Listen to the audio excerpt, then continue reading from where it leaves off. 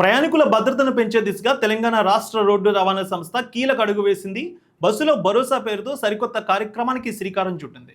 ఇందులో భాగంగా బస్సుల్లో అత్యాధునిక సీసీ కెమెరాలను ఏర్పాటు చేస్తోంది. తొలి దశలో భాగంగా ఈ పైలట్ ప్రాజెక్టును ఉమ్మడి ఆదిలాబాద్ జిల్లాలో ప్రారంభిస్తోంది.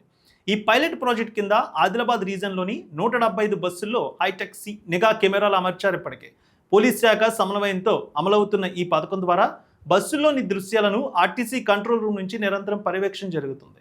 బస్సుల్లో దొంగతనాలు, మహిళలపై వేధింపులు, పోకిరీల ఆగడాలకు అడ్డుకట్ట వేయడమే ఈ పథకం ముఖ్య ఉద్దేశం అంటున్నారు అధికారులు.